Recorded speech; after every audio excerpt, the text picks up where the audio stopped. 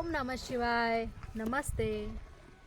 जब से मैंने अपना जीवन गौ माता की सेवा में लगाया है और अन्य पशु पक्षियों की सेवा में लगाया है, तो उस सेवा को करते हुए मेरे मन में एक विचार उत्पन्न हुआ। वो विचार कुछ ऐसा है कि कलयुग में मनुष्य को मोक्ष की प्राप्ति कैसे होगी और मोक्ष प्राप्त करने के लिए मनुष्य को क्या करना चाहिए। तो जो ये विचार मेरे मन में आया, तो उसका उत्तर भी मेरे पास ही है। जैसे कि मनुष्य को भगवान के नामों का जाप करना चाहिए, उनके नाम का स्मरण करना चाहिए, ध्यान साधना करना चाहिए, ग्रंथ, पुराण, वेद जैसे किताबों को पढ़ना चाहिए। उससे मनुष्य को मोक्ष प्राप्त हो सकता है और अच्छे कर्म करने चाहिए।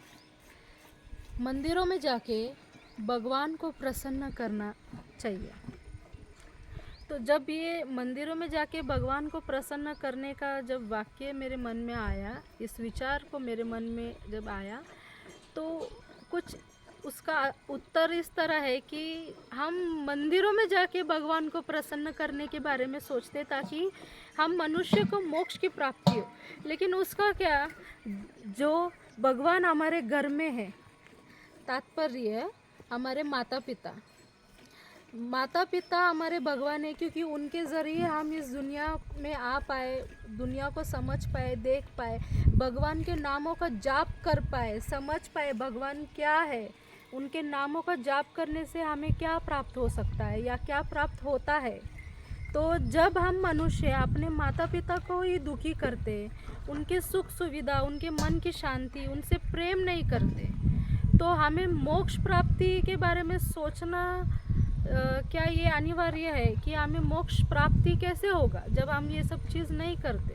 क्योंकि भगवान भोलेनाथ वो ये कहते हैं कि ए मनुष्य, तू मंदिरों में जाकर मुझे प्रसन्न करने के बारे में सोच रहा है, लेकिन उसका क्या जो तेरे साथ हर पल हर क्षण रहता है, माता पिता।